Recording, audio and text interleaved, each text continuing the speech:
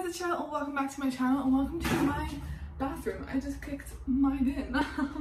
The reason we're in my bathroom is because I'm filming a chit chat get ready with me. I think it's like 5 o'clock, 5:15, something along the lines of. And I'm going to my friends for some drinks tonight. Don't worry, it's inner circle, we're staying safe. I'm not hanging out with hundreds of people, I'm not going clubbing, I'm not going to bars, like all those irresponsible humans. It's just a couple of friends, but because I don't go clubbing and I never like dress up, I'm taking this opportunity to wear a cute little top because why not? So yeah, I'm in my bathroom because the lighting for doing my makeup is the best in here. But yeah, I'm just gonna do a little bit of makeup, nothing too crazy. Like I'm not doing a crazy eye or anything like that, but just a little bit to feel a little bit more put together. Then I'm gonna do my hair, I'll show you guys the outfit, and then I will be ready to go. So yeah, I'm gonna share with you guys like my makeup routine and everything. And I'm also gonna talk a little bit about what's happening in the world, how I'm feeling, what I'm kind of currently going through, because they're tough times and there's a lot happening, and so I think it's important to talk about it. So yeah, let's get ready. Okay, so this is the angle that I think is gonna work best because you guys are here, the mirror is over here. Ideally I'd have you guys a bit more scooched over, but there's a sink in the way, so that's not gonna happen. But do this a little bit. I figured I can use the mirror a little bit, I'll use the phone a little bit, and I'll have a mirror. So I'm gonna go ahead and link all the products and everything that I'm using down below for you guys, as well as my outfit, although I'll just link my top and my necklace. They're from Shein. If you guys saw my last Shein haul, you would have seen it. But I kind of wanted to talk to you guys a little bit about what I'm currently going through, how I'm currently feeling with this pandemic that we're experiencing. It obviously is just such a crazy time in the world right now, and honestly, I'm sure a lot of people are feeling this, but it just feels surreal. It doesn't feel like it's happening. It hasn't registered at all. It's just kind of happening, and I'm kind of going with it, but it's the weirdest experience, and I'm sure a lot of you guys are feeling that as well, because I don't think none of us have been through this, right? Like none of us has been through such a massive global thing like this, and so we don't really have the answers. We don't know how to deal with it. We don't, like, mentally, we don't know what we're doing, which I think is hard, and it's been a whirlwind for me. So essentially what happened for me was I was in Scotland whenever everything started happening. I remember a few weeks before it really came to like mainland Europe and like the rest of the world, I was sick. I had a cold or something, and my friend was like, oh, you better not have COVID, like this. I was like, what is that? He's like, oh, it's this thing like happening in China, and like we laughed about it, and then a few weeks later, like it was a real thing, which is so surreal. And I think at first I wasn't that worried because Scotland's like its own little place, you know, and so I think a lot of people were like not too stressed about it. There weren't any cases in the beginning, there weren't any cases at all in Scotland, and or in the UK, and then it eventually came to the UK, but it wasn't in Scotland at first. And so it was just a really weird thing. And then I remember, so my parents live in Romania, and I remember my mom had told me that she was going to the Netherlands. So my dad had to stay in Romania for work. I'm gonna use the phone screen, so sorry that I'm not looking at you guys. But my dad had to stay in Romania for work. That's where he currently is as well. But my mom had decided to leave the country because the healthcare in Romania is not as good. We don't speak the language, and my dad was like, if something happens to you, there's not much I can do. If the healthcare isn't good, we don't speak the language, we really don't know. Like it's a harder position to be in as opposed to being at home in the Netherlands where we have good healthcare, and where, you know, if something were to happen, my mom would kind of be better taken care of, essentially. And I remember whenever my mom told me that, they had decided this like 11 p.m. at night, because the borders are starting to close in Europe, and my mom was going to drive from Romania to the Netherlands, which is a 2-day drive, and you go through a bunch of countries, and the borders were starting to close, and so they had made a decision at like 11 o'clock at night, you're leaving tomorrow. And so I remember my mom telling me like, yeah, I'm going to the Netherlands, and that's the thing that scared me the most. It made it so real, because I think that if you, not much was happening in Scotland yet, and you know, I didn't know anybody who has it or had it, and you know, so you kind of live in a bubble. You kind of aren't really, you read the news and you're aware of what's going on, but at the same time you don't. Like, your life feels pretty similar in the beginning, and then as soon as my mom was like, I'm leaving the country because the borders are gonna close, I have to leave today, like that was a really scary moment for me. So I remember my mom asking me as well, like, how much food do you have? How much pasta do you have? And I had a little bit of pasta left. And so she was like, okay, go out and buy some. So I didn't like buy 10 packs of pasta and an insane amount of everything, because that's not fair. You know, my pasta was running out, so I bought a bag of pasta, and I also bought a bag of couscous and some soup, and I bought some vegetables that I could freeze and stuff like that. But I remember, and I was pretty, at this point I was pretty cool, like calm, collected when my mom was telling me this. I was like, okay, cool, just gotta go, precautionary, pick up some food. And then I remember walking into the shopping mall or walking into Tesco, and like the shelves being empty, and I just panicked. And I think that's why people bought as much stuff as they did, because we, like I said, we don't know what we're dealing with. Like, we don't know how to process this. We have no idea what's happening. We've never been through anything like this, and so of course people are gonna panic. It's easy to be like, don't do it, but it happens. It's kind of just a part. it's a part of it, you know. And so I remember I was calling my mom, and I was so scared. And I think as well, like, you have to realize it's my first year of uni. I had been at university at this point for like 6 months. You know, I'm an independent person and I'm living my life. I just did not know how to process it. I did not know what was going on, and it was honestly really scary. So I called both my parents, and I was like crying in Tesco because I was like, what on earth is happening? It was the weirdest experience ever. Yeah, so that was really weird. And then after that, I remember mid-March, essentially, mid-end of March, a lot was obviously happening, and you know, university was starting to go online, clubs were closed, all of this kind of stuff. And I had kind of planned, so the apartment I'm currently in, we were getting in June. And so we're at the mid-end of March, we've got April, May, and then obviously June. So my plan was kind of like, okay, I'm gonna stay until June so that I can move all of my stuff to the new flat. You know, I don't have to worry about storage companies or anything like that. And then in June, beginning of June, I'll fly home. Like, that was kind of my plan, and I think a couple of my friends were thinking similar things.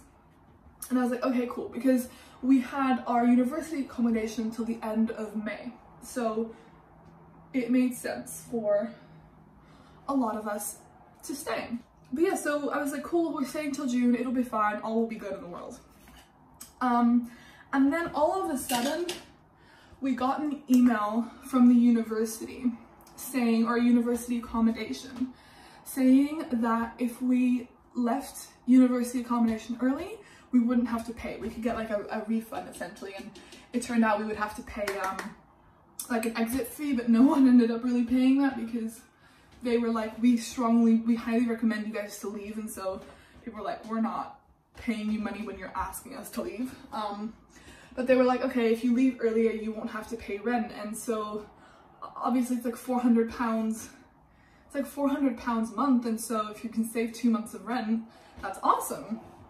But I would have at that point, I would have rather just stayed at university with my friends. But we got that email, and I remember that night, all of a sudden everyone's like, okay, I'm gonna leave then, I'm leaving. Like, it was the end of March, and so we had like a week or so before we had to leave in order to get like the full 2 months back.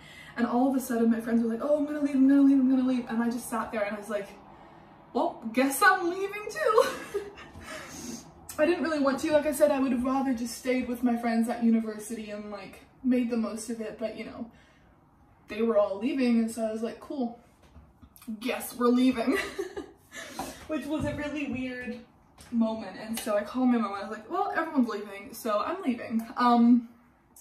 Originally my plan was to go to Wales. So my sister, my middle sister, she lives in Wales, and that's only like a 3 or 4 hour train journey to Wales. And so it was fully in the plan to just go live with my sister, because we at this point had no idea. Like, we had no clue if this was gonna last 2 weeks, 2 months, 2 years. We still don't know, but at this point especially, we were completely in the dark. And so the plan was essentially, I'm just gonna go to my sister in Wales. It's not that far, it would be easy to get to. Cool, great, awesome. And then I could always come back in June to move my stuff over. I was very adamant on moving my stuff into this flat in June. So yeah, my poor sister was planning for it and bought food for us and stuff like that.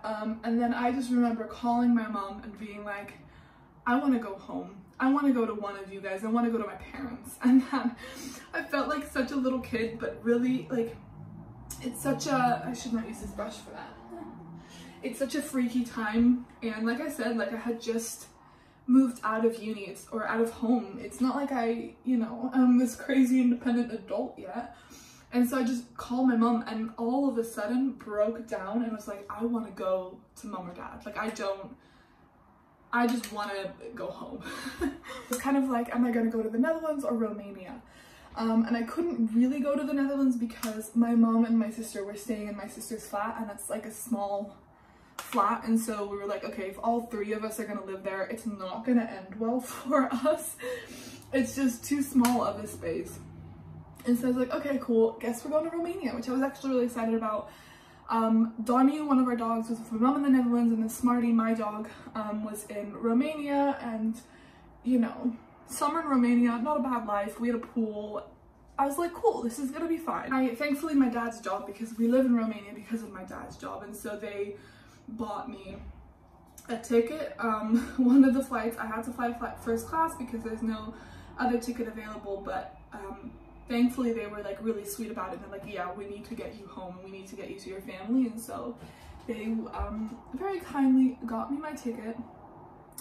And so I flew to London first, and then in London I almost wasn't allowed on the plane to Romania, because obviously, like, a country, like, they want their citizens to be able to come home and stuff, but you don't want a bunch of other people coming. So essentially you could only get into Romania with a Romanian ID, and I have a Dutch passport. So I go, like, I'm in London, not even at home in Scotland, I'm in London, and they're like, yeah, you can't go on your flight. Thankfully, I had my Romanian diplomatic ID still, and I showed them that, and they let me on the flight. But otherwise, I would have been stranded in London, and it would not have ended well for me. So I get on my flight, I get to Romania. I had to fill in the form, but it was in English, so it was fine. Then I get to Romania. Bear in mind, I've lived in Romania for 2 years, but I don't know the language at all. At all. Cannot understand it. So I get to Romania, we get, like, by the passport control section. There's just a hall full of Romanians, right? There's tables with pieces of paper and pens, and everyone's filling out forms in Romanian because Romanians are coming home. It makes a lot of sense. And I'm just stood there and I'm like, what am I supposed to do? And I didn't understand the language. It was super, like, hectic. Everyone was running around, and I was like, okay, I don't understand. So finally I found somebody who, like, worked at the airport. My brows are looking really dark. Who worked at the airport, and thankfully he spoke a little bit of English and he could translate the form for me, because I was panicking. And then at some point, as I'm, like, filling out this form, one of, like, the officers who was sat in one of, like, the passport control booths comes out and is yelling something in Romanian, and everybody looks at him and listens, and I'm like, what? So at some point I get to, like, the little booth where the passport control is. he doesn't even look at the form I filled in beforehand in English. He just takes the Romanian one. And I asked him like what was said earlier, I don't understand. He just says a bunch of stuff to me in Romanian. I'm like, sorry, I don't understand what you're saying. And then he's like, just go. And I'm like, cool. So that was a really stressful moment. But then I was finally with my dad at home. Like, I'm from the Netherlands, but I've only lived there for 4 years, and that was a long time ago. So I don't necessarily feel at home there, but I've lived in Romania for 2 years, and so, you know, that's my home. That's where I feel at home. My room, my stuff. And I was so happy to see my dad and be somewhere safe and just be in a place. Then I'm in Romania. All is well. My dad and I have to quarantine together for 2 weeks. So he bought groceries for the 2 weeks. I know the lighting's really bad right now, I'm sorry. So my dad bought groceries for 2 weeks. I remember him picking me up from the airport. We got home and we had like an automatic gate, and the gate closed, and we're like, well, this is it for 2 weeks. And so we were quarantining for 2 weeks. I would say about 4 or 5 days into quarantining, my dad's work, and essentially all of the embassies were asked to kind of give advice whether it is safe for all the employees and all the employees' families to be in that place. So it was a whole checklist, there was a bunch of things, and it was just kind of like, is it safe for these people to continue working in this country? And the conclusion that they came to is not really, because the healthcare isn't great. In Romania, you weren't allowed outside unless you had like a written form with reasoning why you're going, where you're going, and everything like that. So like if you're going to the grocery store, you have to have like a written form. Diplomats are allowed out, and they can just use their diplomatic card. It's the diplomatic immunity kind of thing, you know, but you're not allowed to really be anywhere or do anything. Like the country was on full on lockdown. So they're like, no, we're gonna send everyone home. So my dad and my dad's boss, and maybe like 1 or 2 other people, I'm not actually 100% certain, but my dad and my dad's boss had to stay, and then all other colleagues and all families, because the expat life, you know, one of the parents will work in this country and the whole family will come with. So we're like their responsibility, right? Which is why they were like, okay, you gotta leave. So about a week into my stay, they were like, you have to leave the country. And this was definitely a really stressful moment for me, because borders are closing, like even more than they were before. The world's going into lockdown and I have to get to the Netherlands. And so I think we had about, I don't actually fully remember, but I think we had about like 3 or 4 different plans. At some point, the plan was to go to like Sweden or something like that, or Denmark, and fly from there to Amsterdam. And then it was like Bulgaria was this and this and this. And every time we had a flight, it got canceled, and it was like, it was insane. And there was flights online that weren't actually flying. The embassies were like telling us, no, like this flight is not actually happening, but it was online, and it was just a whole thing. So eventually we managed to get flights, and that stuck, and we drove to Bulgaria, and from Bulgaria I flew to Amsterdam. We got to Amsterdam, and then I essentially was staying in, one of my sister's friends had left, but she essentially lived in a flat with 2 other people, and I just lived in her room for 2 months. So I spent all day kind of on my own in this room, and then at night I would go to my mom and my sister, eat dinner, go home. That was kind of my schedule for 2 months. I also got attacked by a bird in those 2 months, and I also rode my bike and crashed into a car. So that was a fun, eventful 2 months. Then after 2 months, my dad decided to come visit us. Borders were opening. This was about 6 weeks ago. But my dad hadn't seen my mom in 3 months, and so he could take a week off of work, drive with Smarty, my dog, and come see my mom, which was awesome. And obviously me and my sister were there too.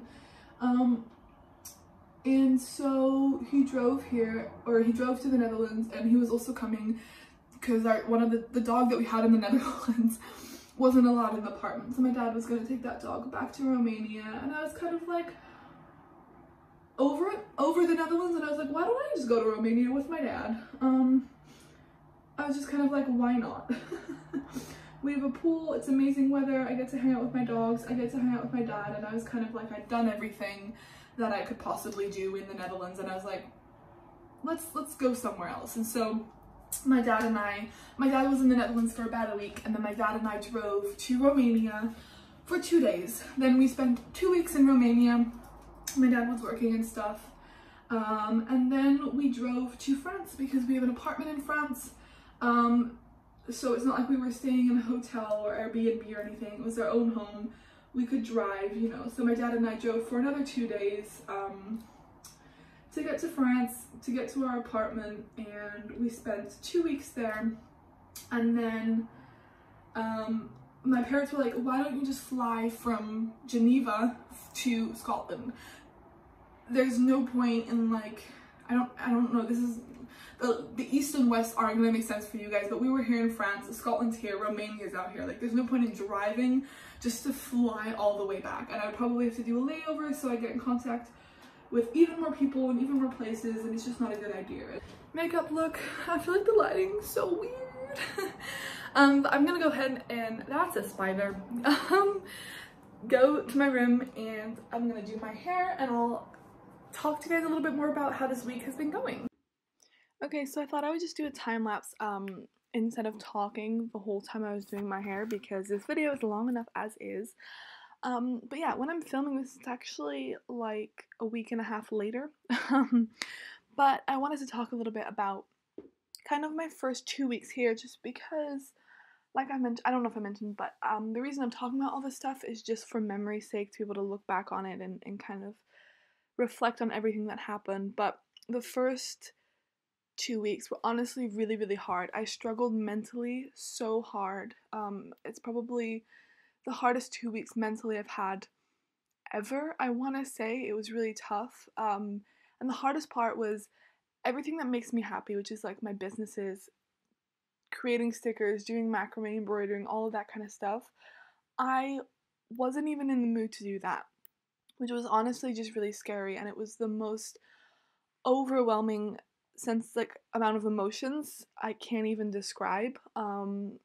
And it literally scared me. I knew I was fine, and I knew that at the end of the day I was gonna be okay. I knew I was gonna be okay because the biggest reason I was, I think, feeling down is because I was lonely.